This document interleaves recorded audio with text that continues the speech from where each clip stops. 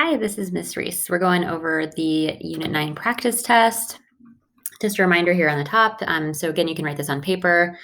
If you aren't printing it out, just make sure that you are writing down all the problems and showing your work for this.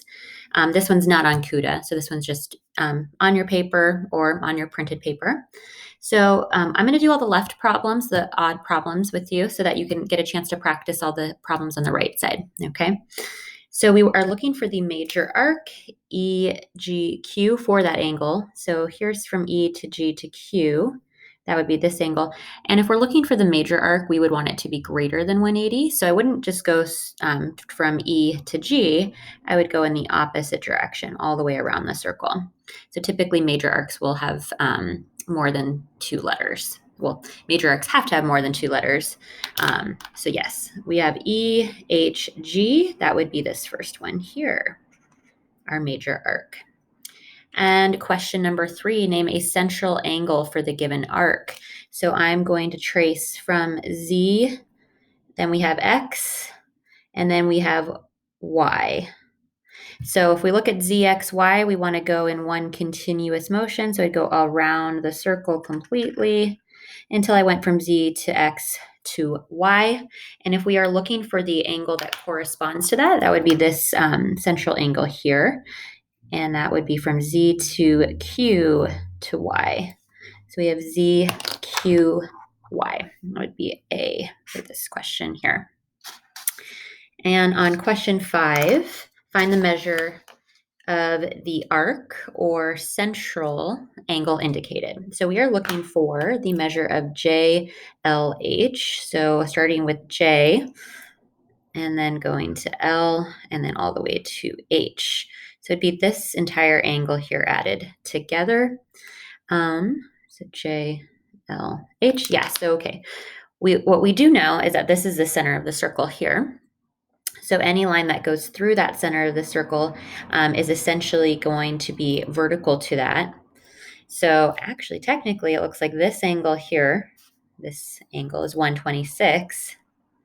So really, it would be vertical to this angle here that I've highlighted. So this angle here would also be 126. So we're really not even using the 65 there. So this is question A as well, or answer is A as well. So we have A, and A for 1, 3, and 5. Starting with question 7 on our next page here. So these marks here all indicate or will let us know that those are all equal. And we are looking for the measure of QR. So that would be this right here. So the first thing I would do is, so this arc from U to T is -10 plus 6x, which makes this angle here is the same. And these are vertical to each other, and they're also marked congruent. So I'm just going to put -10 plus 6x here. Now, what I know about a half circle is that it adds up to 180. So I'm going to go ahead and add these two expressions together and set it equal to 180. So if I combine the x's, 8x and 6x, that's going to be 14x. And then I combine 22 and -10, that'll be 12. And let's set that equal to 180. So we'll subtract 12 from 180, and then we're going to go ahead and divide that by 14. And the x is going to be 12. But what we're really looking for is the measure of that angle. So we need to then substitute it in here. So we have -10 plus 6 multiplied with our x value, which is 12. So that this angle or arc is going to be 62.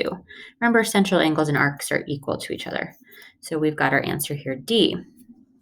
On question 9, we are finding the length of the arc. So the length of the arc, remember, is this piece right here. It's part of the circumference. Now remember, we know the circumference of an entire circle is 2 pi times the radius. And in this case, our radius here is 8, so that's 2 pi r. So 2 times pi times 8, 16 pi. That is the circumference of the entire circle. But we don't really want the circumference of the entire circle. We just want this portion of it, okay, which is 300 degrees out of the 360 possible. So remember, this is where our radius goes. And this is where the central angle goes, okay? So now if I just want to plug that all into my calculator, let me move that. Oops, not sign. We want a fraction here. So we have 2 pi times 8 times 300. And then, no, I cleared that out. 2 pi times 8 times 300, all divided by 360. That's going to simplify to 40 pi over 3. Now, if your calculator produces a decimal for this type of answer, I would just take these solutions and put them into decimal format as well. So this one will go into decimal format, or depending on what calculator you have, it's approximately 40.887. So just depending on what type of device you're using, that would be how you'd set that up. Okay. On the next question, 11, we are finding the area. So the area would be like the part inside right here that I've highlighted. And we know the area of an entire circle is pi times the radius squared, and our radius is 2. So this would be 4 pi, essentially. 4 pi would be the area of that entire circle, but I don't want the area of the whole circle. I just want the portion that's 225 out of the total 360 degrees. So remember our formula for this, this is going to be our radius here, rather. So whatever your radius is, you're going to substitute it here. And then for this is going to be whatever your central angle is that you're looking at here. So in this case, it was 225. So again, we can put this in our parentheses. Make sure you're kind of being careful with your, we have pi, and then we have 2. We're going to square it. And then we're going to times it by 225. Oh, let me go ahead and see what that equals because I didn't do a fraction. And then let me divide that by 360. And so this, now we have an example. I've actually got my answer here in a decimal format, and I've got a decimal of 7.854 approximately. So then I say, okay, well, how do I figure that answer out? Or how do I compare it? Let me actually bring the light a little bit closer. There we go. That's a little bit better. Okay, so what we would do then is I would say, okay, well, let me do 5 times pi and see what that is. And then divide it by 2.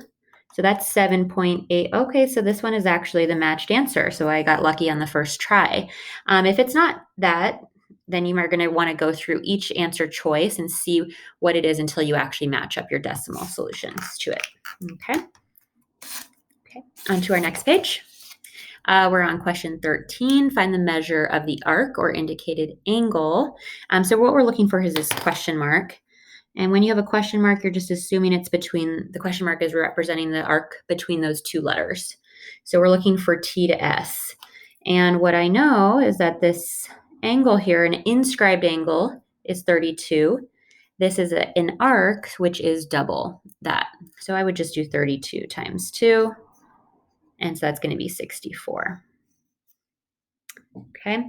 And then also, if you would have started out with this angle here is 64, you could have said, oh, instead of multiplying by 2, I'm going to divide by 2 to get 32. On our next one here, a couple ways to go about this.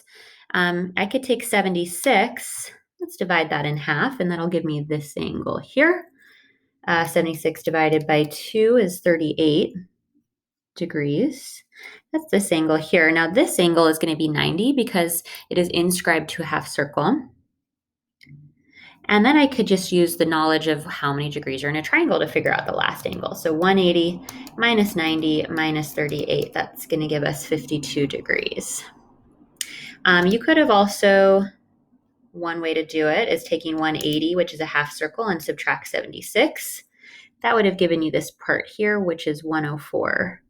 That would be this arc, and you could then have divided that in half to get this angle as well. So a couple ways to go about that problem. Question 17. Looks like we're solving for x.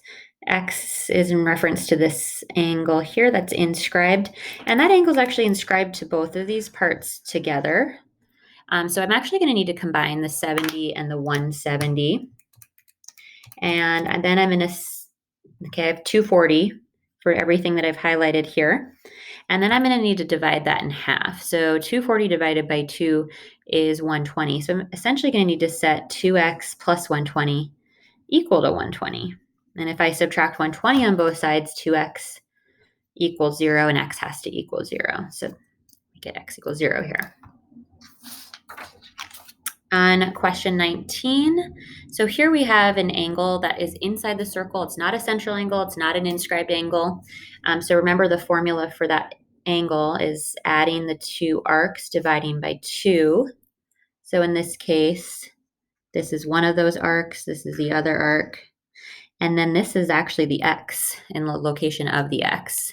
So instead of x equals, I'm going to say 120 equals my question mark, or call it A, plus the 185 divided by 2. So really look at, x representing the angle that's inside the circle somewhere, not at the center. And then the two arcs are the A and B. So just sometimes you'll be plugging into different places. So from here, if I want to isolate the variable, I'm going to multiply both sides by 2.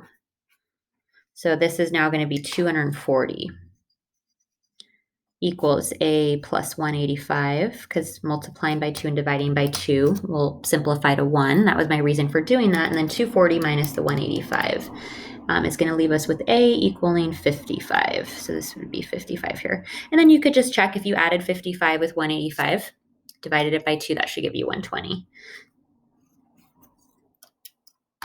Here we also have kind of the same steps or the same process of our formula. I'm going to leave this formula up here actually.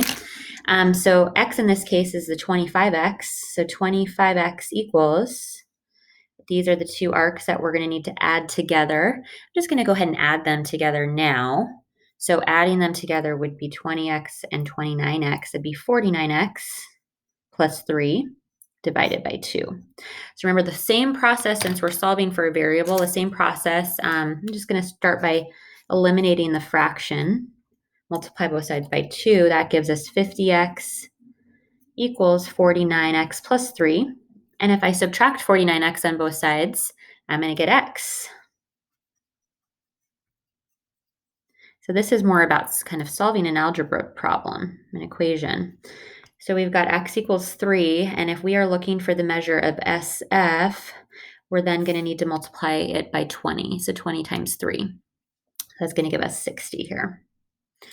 Okay, and then on question 23, now this angle is on the circle, so it's the same formula as an inscribed angle.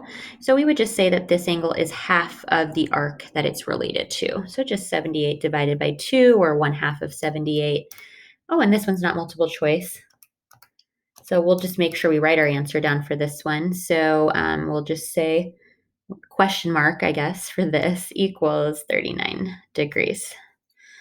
Good. And then this is also not multiple choice, so we're just going to solve and get our solution for that one. This angle here is going to be half of whatever its arc is. Okay. So what we're going to do is we're going to say 19x plus 8. So I either need to double this one here, this angle, or I need to divide this one in half. I think let's go ahead and just double this one. And so we're not working with a fraction. So 44x minus 2. So then if we simplify this, we'd get 38x.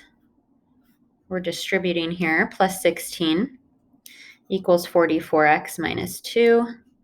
Let's subtract a 38x on both sides.